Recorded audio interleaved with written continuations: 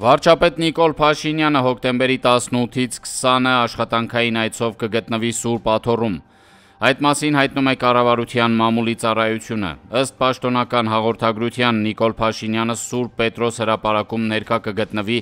arczepiskopos Իգնատոս Մալոյանի և ևս 6 հայ այլ երանելիների սրբադասման արարողությանը, որ տեղի կունենա Հռոմի Լեոն 14-րդի հանդիսապետությամբ։ Վարչապետ Նիկոլ Փաշինյանն առանձնազրույց կունենա կաթոլիկ եկեղեցու հովվապետի հետ, կհանդիպի Վատիկանի պետական քարտուղար Պիետրո Պարոլինին։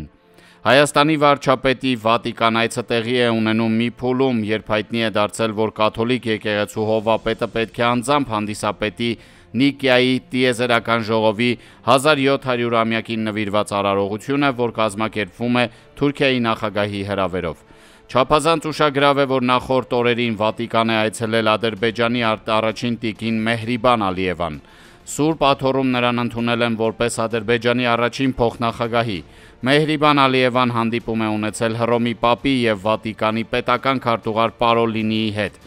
Այդ ընթացքում Վատիկանում պաշտոնապես բացվել է Ադրբեջանի դիվանագիտական ներկայացուցչություն։ Վատիկան այցից մեկ օր առաջ վարչապետ Նիկոլ Փաշինյանն ընդունել է Մեծի տանն Կիլիկիո կաթողիկոս Արամ Այի պատվիրակ Շահան arczepiskopos-ին։ Անզեն աչքով անգամ դիտարկելի է, որ Մեհրիբան Ալիևայի Վատիկան այցի Մեծն տան Կիլիկիո կաթողիկոսի պատվիրակի Երևան և Հայաստանի վարչապետի Հռոմ ուղևորության միջև քաղաքական առնչություն կա։ Ավելի վաղ տեսակետ էինք հայտնել, որ Նիկիայի տիեզերական ժողովի 1700-ամյակի առթիվ կաթոլիկ եկեղեցու հովվապետի Թուրքիա այցը կարող է միջկրոնական և քաղաքակրթական համերաշխության ազդակ հանդիսանալ։ Դա անշուշտ առաջին հերթին կբարձրացնի Թուրքիայի միջազգային վարկանիշը։ Բայց եթե Հռոմի Պապին հաջողվի նոյեմբերին կայանալիք այդ միջոցառմանը ներգրավել Ադրբեջանի նախագահին և Հայաստանի վարչապետին, ապա Նիկիայի տիեզերական ժողովի Հոբելյանի հանդիսապետությունը կընկալվի նաև որպես հայ-թուրքական պատմական հաշտեցման խորհրդանշական ուղերձ։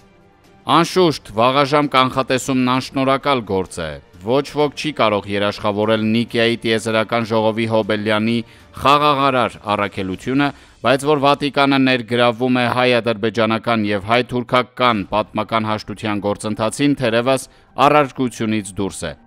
Պետք է կարողանալ քաղաքական այդ տրեկն առավելագույնս օգտագործել ի շահ Հայաստանի։